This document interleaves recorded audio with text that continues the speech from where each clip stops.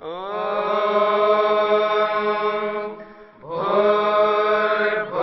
स्वः तत्सवितुर्वरेण्यं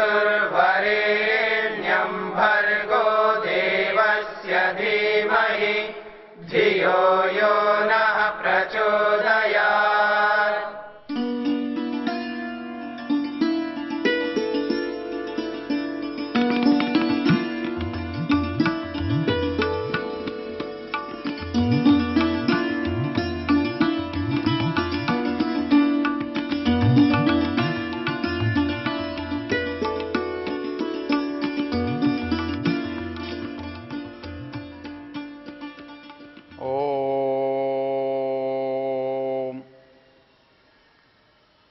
इस सामनस्य सूक्त का एक और अच्छा सा मंत्र है जो हमें उपदेश देता है कि कैसा व्यवहार करने से हम अपने जीवन में सुखी हो सकते हैं। मंत्र है येन देवा न वियन्ति नोच विद्विषते मिथ तत्कृण्मा ब्रह्मवो गृहं संज्ञानम पुरुषेभ्य। इसमें पहली चीज ये बताई गई है येन देवा न वियन्ति, अर्थात हमारे सामने एक उदाहरण है। एक तो उदाहरण राक्षसों का है, एक उदाहरण मनुष्यों का है और एक उदाहरण देवताओं का है। अर्थात हमारे जीवन के जो स्तर हैं ये उन्हीं का वर्णन है। जो निम्न स्तर पर जीते हैं हम उन्हें असुर या राक्षस कहते हैं। जो मध्यम स्तर पर अधिकांश लोग जिसको जीते हैं वो मनुष्यों का स्तर है, और जो आदर्श के स्तर पर जीते हैं उन्हें हम देव कहते हैं।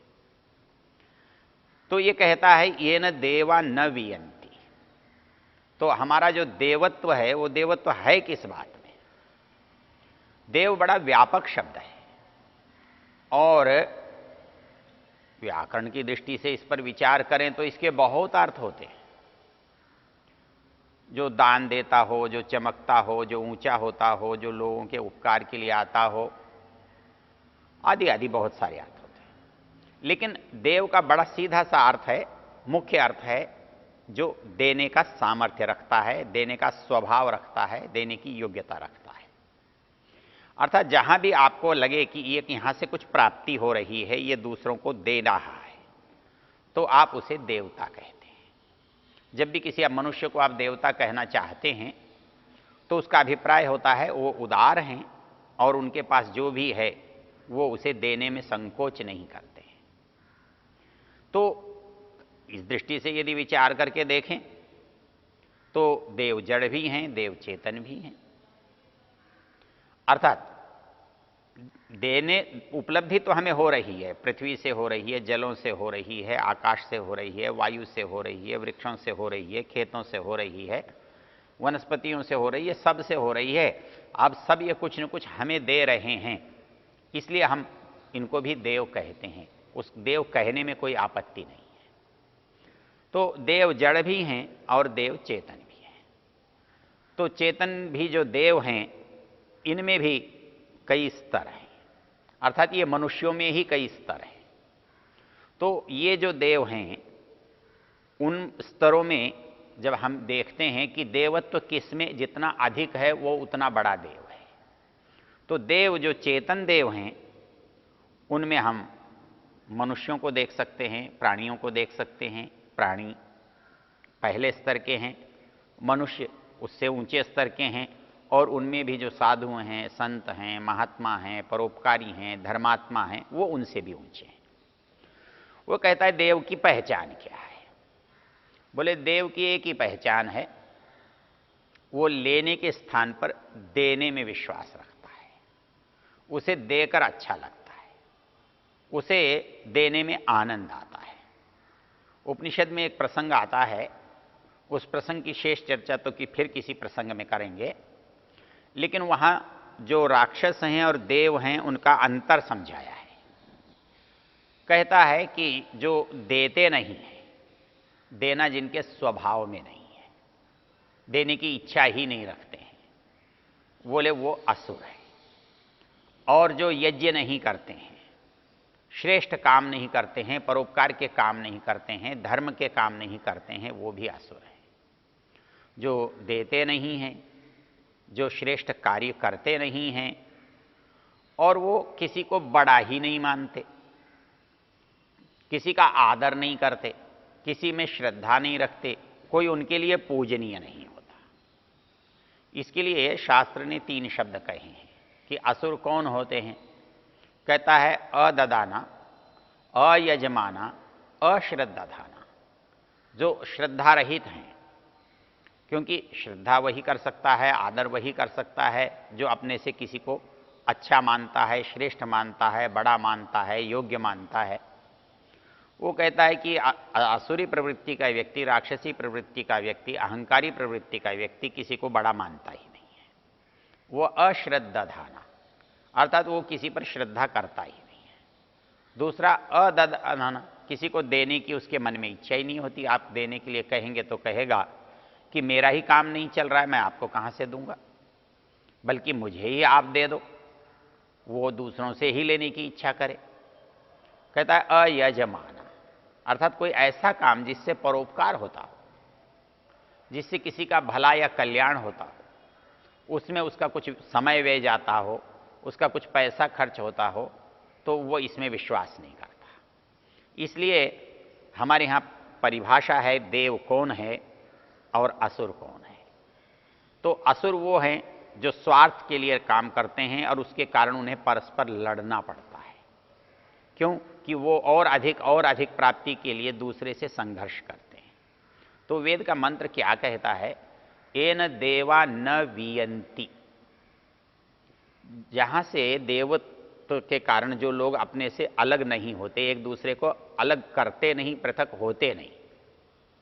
न च विद्विषते मिथ, एक दूसरे से द्वेष भी नहीं करते, एक दूसरे का बुरा नहीं चाहते। तो देवत्व वो है जहां सदा दूसरे का कल्याण करने की इच्छा होती है, उसको हम देव कहते हैं। इसमें एक बड़ा अच्छा सा उदाहरण है कि प्रजापति की 2 संतान हैं। प्रजापति परमेश्वर का नाम है, तो इसमें 2 संतान का मतलब है 2 तरह के लोग हैं इस संसार में, अच्छे और बुरे। और वो दोनों ही तरह के लोग परमेश्वर के ही संतान हैं। अर्थात माता पिता के 2 बच्चे हैं तो अच्छा भी हो सकता है, बुरा भी हो सकता है, लेकिन माता पिता तो दोनों का एक ही रहेगा। तो दोनों के माता पिता एक हैं तो दोनों का अधिकार भी एक जैसा होता है, शिकायतें भी माता पिता से एक जैसी होती हैं, कर सकते हैं, उनका अधिकार बनता है। तो शास्त्र में एक कथानक है कि देव लोग और असुर लोग दोनों संतान हैं प्रजापति की, परमेश्वर की। तो प्रजापति देवताओं का अधिक पक्ष लेते हैं या देवता उनके पास अधिक जाते हैं, अधिक रहते हैं। तो असुरों को ऐसा लगता है कि प्रजापति जो हैं हमारे पिता हैं, संरक्षक हैं, और वो हमारे साथ अन्याय करते हैं, और इसलिए देवता लाभ में रहते हैं और असुर उनसे घाटे में रहते हैं। वो जो लाभ उनको देते हैं वो लाभ हमें नहीं देते हैं। जब उन्होंने ये बात प्रजापति से कही तो प्रजापति मुस्कुराए और उन्होंने कहा ठीक है, देखेंगे, सोचेंगे, हम आपको बताएंगे कि हम ऐसा करते हैं कि नहीं करते हैं। कुछ समय बाद प्रजापति ने देवताओं को और असुरों को निमंत्रण दिया, अपने घर भोजन पर बुलाया। तो असुरों ने कहा कि हम पहले खाएंगे, हम बड़े हैं। उन्होंने कहा ठीक है, हम आपको पहले खिलाएंगे, देवताओं को बाद में खिलाएंगे। लेकिन प्रजापति ने एक शर्त उनके साथ लगा दी। वो शर्त क्या थी? वो शर्त ये थी कि हम भोजन कराते समय आपके जो हाथ है, कोहनी का जो भाग है, इसको हम डंडे से बांध देंगे ताकि आपका हाथ बीच में से मोड़ेगा नहीं। उन्होंने कहा कि क्या केवल हमारा बांधोगे? बोले नहीं, देवताओं का भी बांधेंगे, देवताओं का भी हाथ इसी तरह बांध देंगे, आपका भी इसी तरह बांधेंगे, भोजन दोनों को कराएंगे, दोनों साथ साथ, कोई बात नहीं, पहले आप बड़े हैं, आपको पहले कराएंगे। तो सवाल चिंतन का है, विचार का है उपाय तो हैं दुनिया में, लेकिन भला समझदार वो होता है जो उस उपाय को पकड़ लेता है, विचार में ले आता है। असुरों को जब भोजन की पंक्ति में बैठाया गया, अब उनके सामने बड़ी समस्या रही। भोजन सामने रखा है, लेकिन उस भोजन को हाथ में उठा सकते हैं, लेकिन मुंह तक नहीं ले जा सकते। और ले जाने के प्रयत्न में हाथ ऊपर गया भी तो भोजन इधर उधर गिर गया। कुछ खाया, कुछ नहीं खाया, कुछ कपड़ों पर गिरा, कुछ मुंह पर गिरा, कुछ इधर उधर गिरा।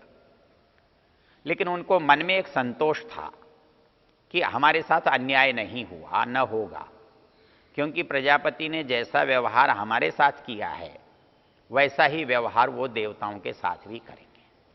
तो इससे ज़्यादा क्या होगा, जैसी हमारी दशा हुई है वैसी ही देवताओं की होगी, ये सोचकर वो प्रसन्न थे।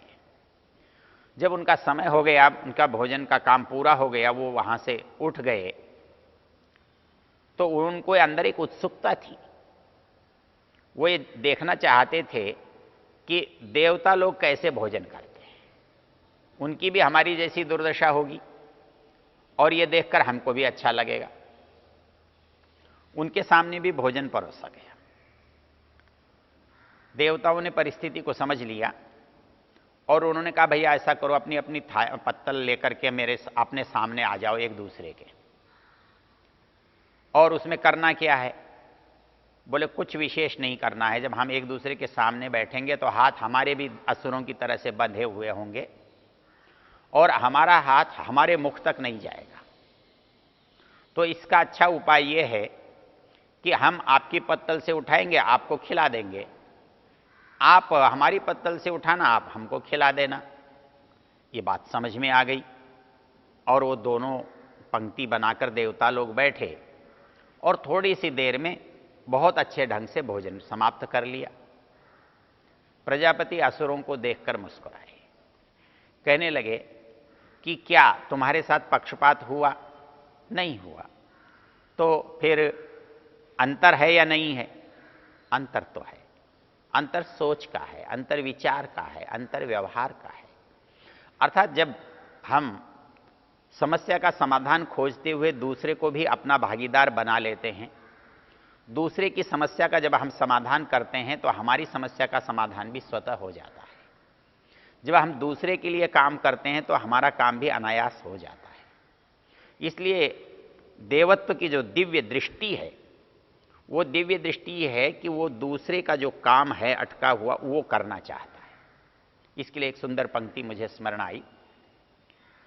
हम बहुत सारे शिष्टाचार की, अच्छे बनने की बातें करते हैं, उसके लिए हमारे शास्त्रों ने तरह तरह के उपदेश भी दिए हैं, नियम भी बनाए हैं, हमारे लिए आदर्श वाक्य भी दिए हैं। एक स्थान पर आयुर्वेद का एक ग्रंथ है अष्टांग संग्रह।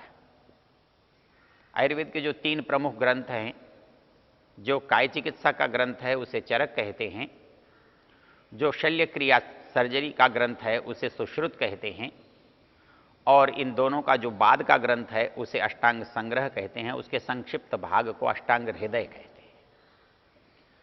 उसमें जो स्वस्थ वृत्त के प्रकरण हैं वहाँ पर सज्जनता की पहचान करते हुए, सज्जनता की कसौटी बताते हुए एक छोटा सा वाक्य लिखा है।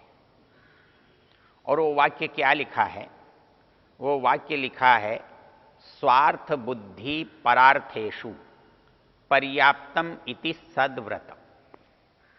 हम चाहते हैं कि अच्छी अच्छी बातें करें, अच्छे अच्छे काम करें, और अच्छे कामों की हमारे पास लंबी सूची होती है। हम उनमें से कुछ काम कर पाते हैं, कुछ नहीं कर पाते, कुछ अंश में हम अच्छे हो जाते हैं, कुछ अंश में नहीं हो पाते।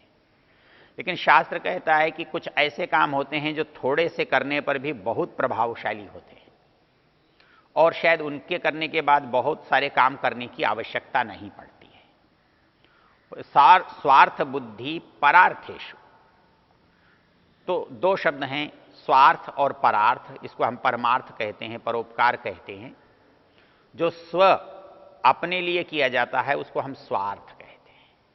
हालांकि इसका बुरा अर्थ होता है, लेकिन अपने लिए की जाने वाली चीज स्वार्थ कहलाती है। जब हम वही काम दूसरे के लिए करते हैं तो उसे परार्थ कहते हैं, परोपकार कहते हैं, परमार्थ कहते हैं।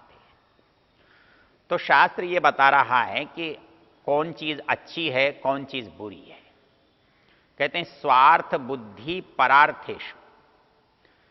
परार्थ दूसरे के लिए जो बात की जाती है, कही जाती है, करी जाती है, कहता है कि जब हम अपने लिए करते हैं तो हमारी दृष्टि, हमारा दृष्टिकोण भिन्न होता है, और जब वही काम हम दूसरे के लिए करते हैं तो हमारी दृष्टि अलग होती है, उसके अंदर हमारी उतनी आसक्ति नहीं होती, हम उसके हानि लाभ से अपने को जोड़ते नहीं हैं, उसके लाभ से हमें सुखी नहीं होते, हम उसके हानि से दुखी नहीं होते, क्योंकि वो दूसरे का है।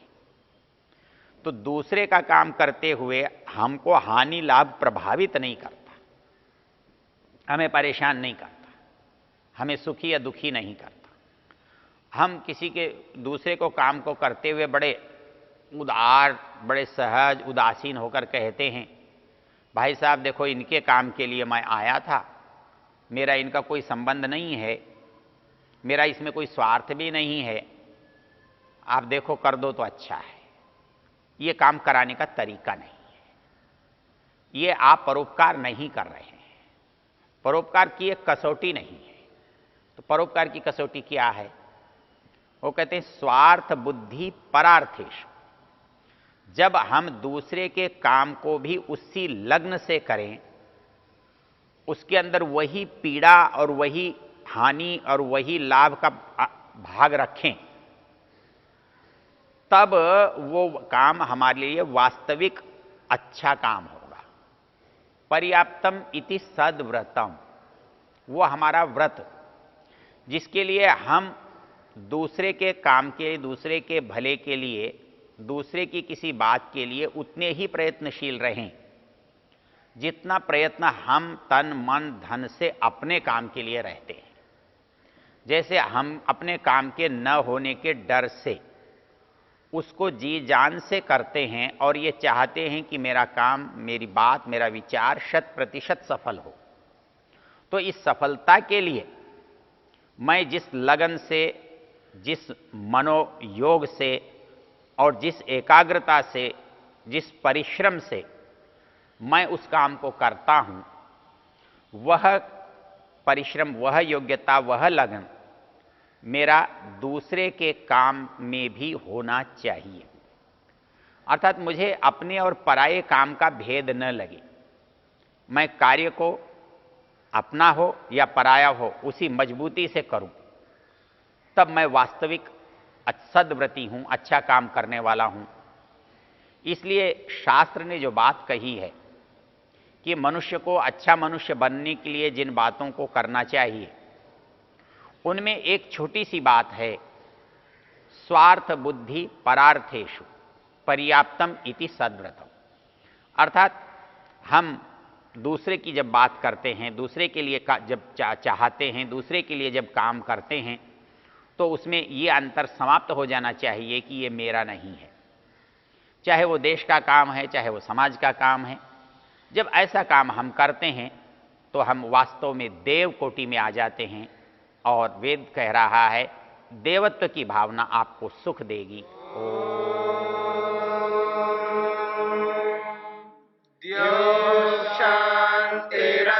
शांतिरंतरिक्षम शांति पृथिवी शांतिरापः शांतिरोषधयः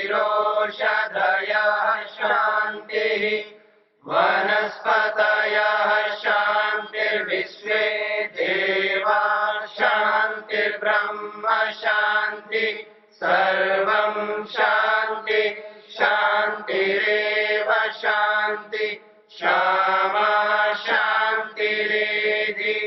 ओम शांति शांति शांति।